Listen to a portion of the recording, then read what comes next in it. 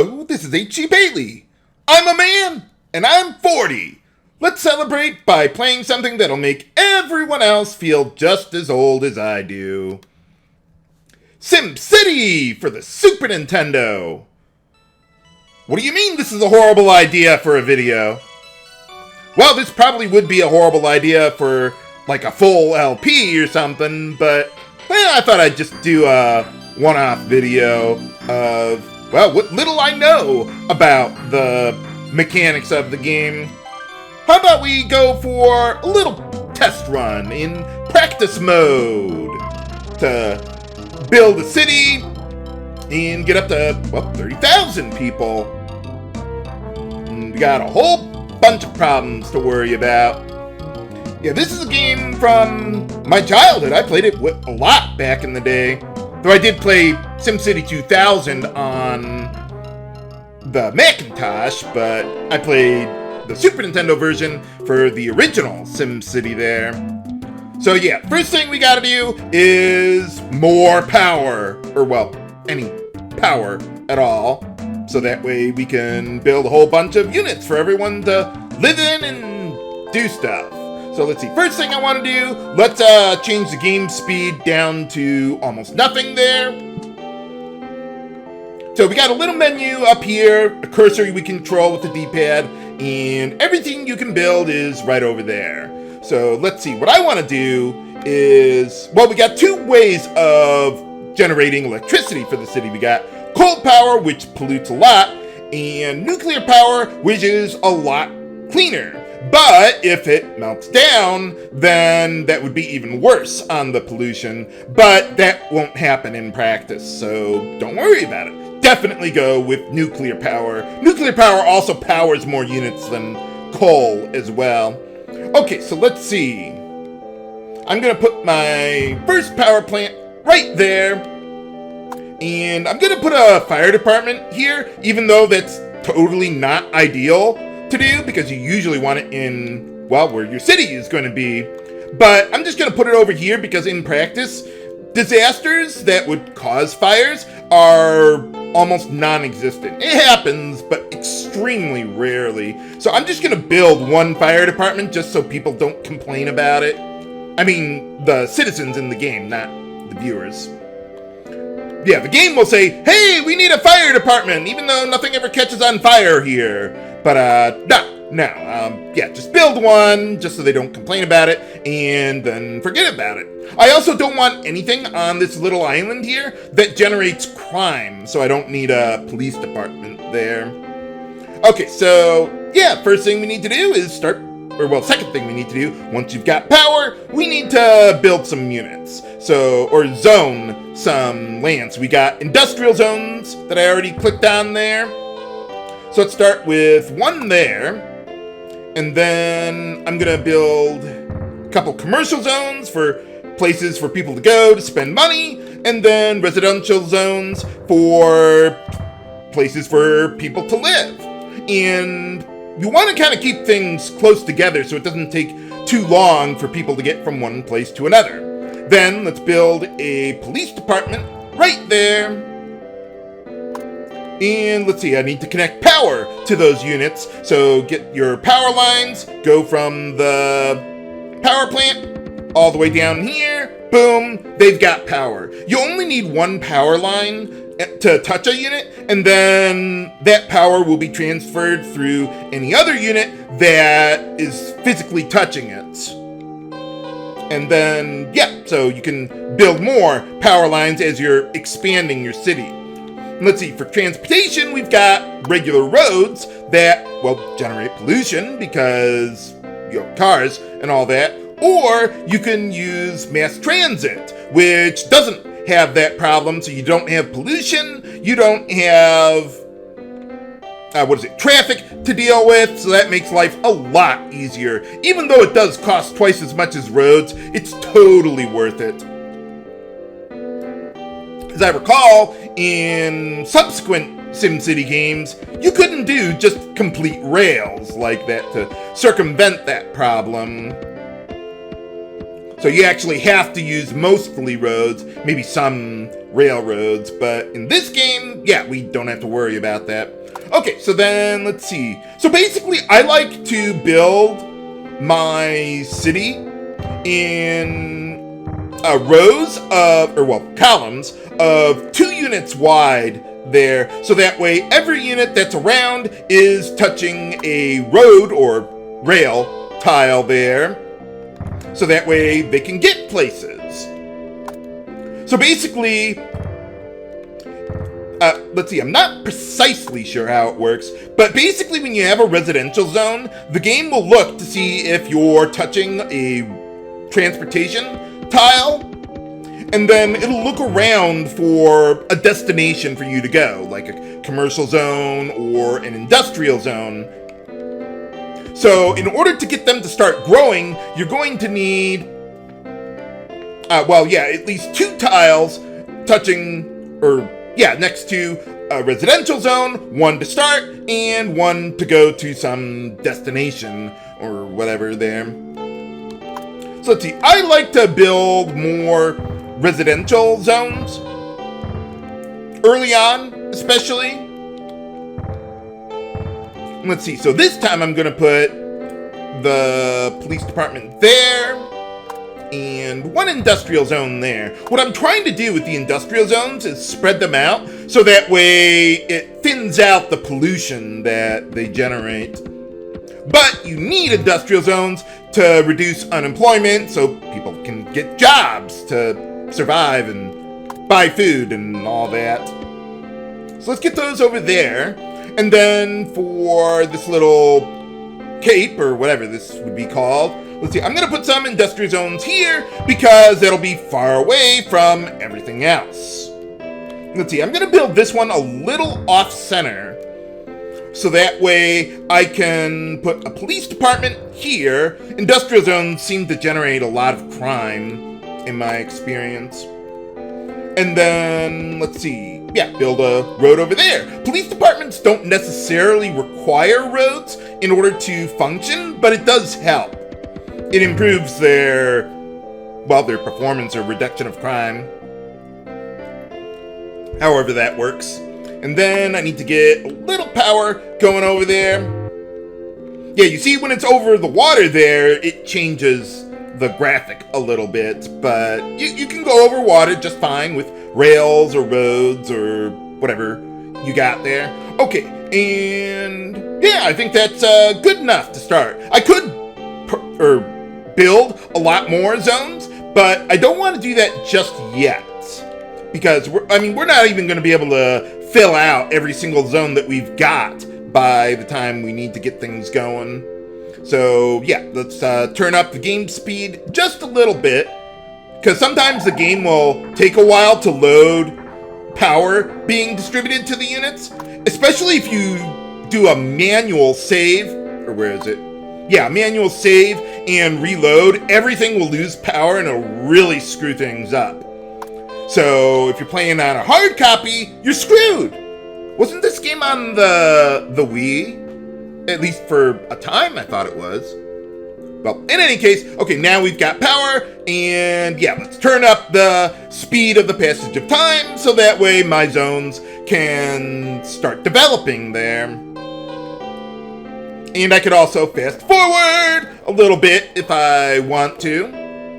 Let's see, the first major milestone is to get up to 2,000 people. So you see up top, we got the number of citizens there and the amount of money we have left. So yeah, well, at least people have jobs, but there we go. Like, where are you gonna live? So, residential zones, oh yeah, this tells you about demand for various types of unit. It's in the upper right there. But yeah, for now, I wouldn't really pay too much attention to it. But yeah, with residential zones, when they develop, it's not like all at once, like commercial and industrial zones. We got these little tiles here. I think they represent 20 people. And once you get all of them filled in a residential zone, then it can start upgrading there. But, all right, so 2,000 people, now we're a town. I don't know what we were before that, but in any case, we're good to go. And for becoming a town, we get our first gift of the game to build my own house. All right. So let's see what we can do with that. So gifts work kind of strangely in this game. Most of them have some sort of secondary effect, but your house does not. Basically what gifts do is they increase the land value surrounding the gift there. So, and thus that will cause units to fill up or develop immensely faster. From what I heard, there's something like the whole map of a city is 120 by 100 tiles. And that map is divided into groups of 4x4 that determine how land value is calculated. So whenever you have a gift, you want to place it at the 4 corners of one of those land value zones, so that way you get the maximum value out of it. But I'm not going to go into that in too much detail. I'll just tell you, right here is one of those places. So it'll boost the land value of basically everything surrounding the zone. So that's pretty nice. Being closer to the water also increases land value as well. As far as like bit or unit or zone development goes. One thing about industrial zones is that they do not require land value to develop, unlike residential and commercial zones. Crime and crime and pollution, or what is that? Yeah, crime and pollution reduce land value. Okay, so at the end of the year, we have to set a budget for the following year. So this early on, I would like to just reduce the police and fire department funding to 75%. I think that's about as low as you can go without people complaining about it. But right now, we're just starting out. Our population is not very dense, both literally and figuratively. So yeah, that won't be a problem. We also got the transit fund or transportation fund for maintaining roads or rails, things like that.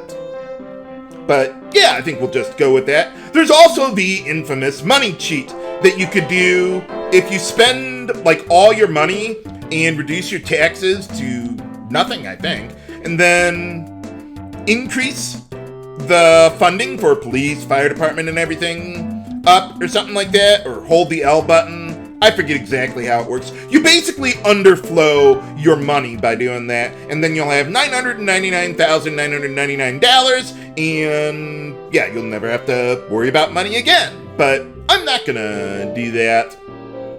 So let's see, I don't want to build or buy anything new just yet. I want to get up to the next milestone of 10,000 people. And then we'll see what we can do there. Okay, yeah, let's fast forward a little bit. Yeah, you see the RCI meter there? The residential demand is much lower than commercial and industrial because I've built so much of them. But we're almost to the next milestone there. Oh, yeah, just a little tutorial information, I guess, there. But for now, we'll leave well enough alone. All right, there we go. Hey! And sometimes as you're developing your city, it'll continue to, you'll continue to get different rewards. I'm not sure if it's a thing, but I think once you get up to being a city, then your residential units can potentially develop into schools or hospitals. It's completely random whether that actually happens or not. You just start building them and then they'll just randomly change for no apparent reason. Okay, so to further develop my population, I need to build a lot more stuff. So let's see what we got. I'm gonna put a couple of residential zones by my house so that they can take advantage of the increased land value there. And then, yeah, let's just keep building over this way. I think I briefly touched on it earlier, but another way you could lay out your city is the donut method, because gifts don't require road access to be functional, except I think like police headquarters or something like that.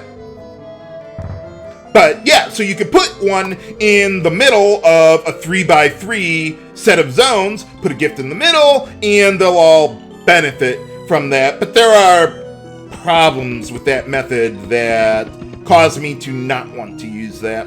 Now, I'm not going to put another industrial zone here yet, because I'm going to put a 4x4 unit up here eventually, but not right now.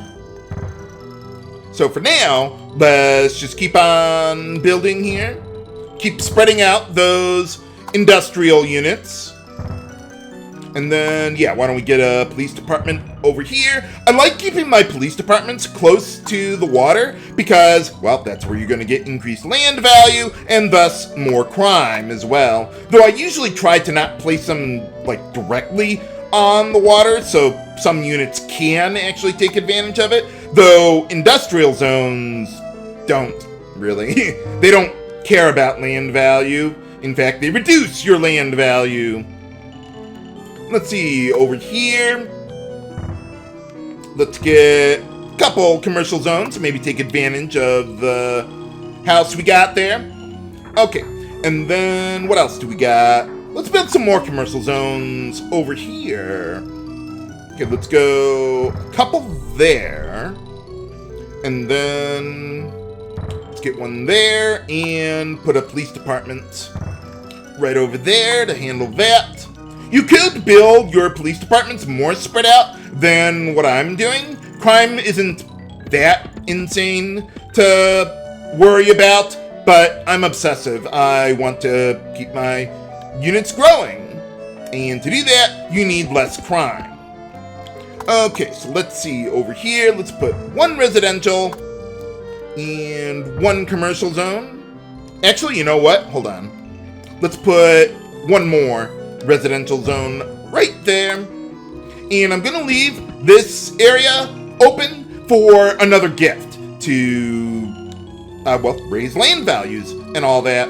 Okay, then let's see, over here I'm thinking about building another police department, but I want to have at least $3,000 in my inventory, and even more than that for placing gifts. So I think for now, I'm just going to leave this as is. If I go police, commercial zone, okay, that's 600. Then I need 7 rails, so that's 140. So 740? I could do that. Well, you know what? Let's do that. I wasn't planning on doing this until a bit later, but we can do this now. Let's see, I'm thinking if I want to put a commercial zone there or just build some power lines. Usually I'm going to put an industrial zone there, but we could just leave it open for now. Another thing you could do to fill in dead space is putting parks down. That helps increase land value, though it generally requires a lot of park to make a difference. So yeah, I don't think I'm gonna bother with that. I think we're just gonna get going then. Let's take it a little slow here. Oh, okay. I was concerned about power being supplied to the new units, but alright, so for building 6 police departments, we get a police department headquarters, which is basically a super police department. It has a much wider radius applied to reducing crime, and it increases land value just like any gift would. So that's pretty nice. Let's see, I could build a couple more residentials here. Let's see. Oh, you see here, this unit just randomly transformed into a school. And over here, we got a hospital as well. They don't really do anything at this point. But if you get enough of them, you can get another gift. But that's pretty unlikely so early in the game. So, you know, if it happens, great, but they're not contributing to your population or anything. I don't think they do anyway. But in any case, okay, so we got that going. We've got just enough money to do everything that I want. Oh, and another thing you could do, if you go to the voice menu, yeah, you get information on how good of a job you're doing, what people are complaining about. Crime is not one of those problems, so I'm perfectly content leaving the funding at 75% for now. Eventually, once we become more densely populated, then I'll want to fast forward and increase the funding for the police. But yeah, let's just get going as far as I can. The goal for the practice mode here is to get up to 30,000 people. I'm sorry, 30,000 people. There we go. Okay, so yeah, I think I'm just gonna leave well enough alone. You could increase the tax rate up to 8% if you wanted to increase your funding without doing too much damage, but people do, well, not want to pay taxes. So if you want people to come into your city, build up a population, then eventually you will want to lower taxes a bit. 7% is okay, it's fine. I wouldn't worry about it too much, or people complaining about that. But yeah, they can afford it. In any case, okay, so how are we doing here? Just seeing how, yeah, you see how the police department, the units above it, are developing quite a bit more than the others. So that's because of the land value there. And I think these two are about to... They're about to... Well, they're going to combine eventually. Residential units and commercial... There we go! Yeah, residential and commercial units can combine to form a top unit. And yeah, once you do that, the unit will almost be indestructible, practically. It won't be affected by pollution or crime damage to its population there. So one thing you could do, like you see the commercial units aren't developing as much. That's because I've had them right next to industrial zones. One thing you could do is build your commercial zones first without the industrial zones. Put a whole bunch of parkland around it to increase the land value, top out the growth or development of them, and then put industrial zones on there, and it won't reduce the population there. But, well, we're doing all right here. I'm surprised I haven't gotten a prompt to do something else for my city yet. Eventually, we're supposed to get something. That's why I'm not doing this yet. But... okay, well, we can keep waiting. Okay, so at this point, we're becoming more densely populated. Let's increase funding to the police. I'll leave the fire department alone there. And probably build some units. Not too much, though. I don't want to go crazy with the spending there yet. Let's get that going. And, okay, so we got that. Let's see. Might not be a bad idea to put a couple more units up here. Yeah, why don't we do that? Get those started there. Get some power. Might not be a bad idea to build a few more units. Yeah, why not? Let's get a couple more there. I think I'm going to leave that alone. I don't want to overspend. Okay, there you go. You see residents are going to demand a stadium. See the RCI meter up top there? Wait for it. Wait for it. There you go. Yeah, that's one of the checks a game the game has, where when you reach like a certain population or whatever, or you have however many, I don't know how exactly the game determines it, but basically the game's saying, hey, build this now or we're going to crash one of those units or unit types or zone types we're going to crash the demand for it until you build one. So, yeah, you have to build one now. And once you go below $2,000 and you're a city, I think those are the requirements, you get a bank. And that's another gift, so let's build one right there. And that'll help increase land value there. And something else can happen too. Yeah, now you get access to borrowing money, $10,000. Might be a good idea to do that for building an airport, but I don't feel the need to do that. We don't need that to get up to 30,000 citizens, I think. But now let's fast forward, and I think we're about to get another gift coming up too. After building a stadium, that is. See, well, we're not getting a prompt for it yet. Well, I'll just... Oh, wait, hold on. Yeah, I didn't turn up the speed to max. I was like, wait a minute, this is going a little slowly here. For the hospitals and the schools, oh, we got a combined total of 4. Well, I'll go over that in a moment, but yeah, for building a stadium, you unlock the zoo gift. And this one actually adds income to your budget. So that's pretty nice. It'll pay for itself in 1 year. So let's build the zoo right there. I don't know if I need road access.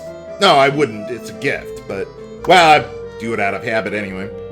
Okay, so with the schools and the hospitals, I think you got to get up to 6 to unlock a gift combined between hospital and schools. And then I think if you get 10 of them, then you get another gift. But then after that point, you could just demolish the schools and hospitals and put units where people will actually live and pay taxes. So you could do that if you wanted, but I'm just going to leave things alone right now. Yeah, why don't we, max out funding there. And I think we'll be good. Well, we've already hit 30,000, so we're good to go there. Let's see, why don't we build some commercial zones to go with the zoo there. Now, commercial zones and industry zones don't necessarily need road access to develop, but they do need road access for residential zones to be able to get there, so you probably want to have roads next to those things. Okay, so over here, I think we're doing pretty good. I want to have a little bit of a buffer on population, so that way, if I lose population before, the time ends here, then I'll be able to survive that. But yeah, you see these 2 commercial units? They're almost maxed out. And just like with residential zones, once they max out, they top out. And combine! Trying to think of a Transformers or Power Rangers reference. Well, in any case, yeah, it looks like we've got... There you go! Yeah, now they combine there. So I was hoping that these 2 commercial units would combine, and then these 2 would combine, because now, sitting alone like that, they can't combine with anything. So, yeah, that is a problem there. But for now, it's, yeah, not really a big deal there. And then, let's see, what happens? Yeah, there you go. So, yeah, the goal, get up to 30,000 people in 5 years. So, you could keep on developing the town, or whatever. You could continue developing up to, like, 50,000 to have a capital, or 100,000 for a metropolis, but I think this is good enough for now. And let's see, what else do we got around here? So yeah, you could keep on filling up the island. This is actually a very small map. Yeah, you see there's way too much water around here. Another thing you could do is, like with residential units, demolish part of the unit and then put another one on top of it, and they'll still both contribute to your population growth, but I think that they call that zone stacking, but I kind of feel like that's cheating, so I don't do that whenever I've played this game. But you could if you want. So I hope you've enjoyed SimCity for the Super Nintendo. I don't know that I would really consider it for an LP, but, well, maybe I can find a way to make it interesting someday, but not after today for now. This is H.C. Bailey, signing off. Have a good day!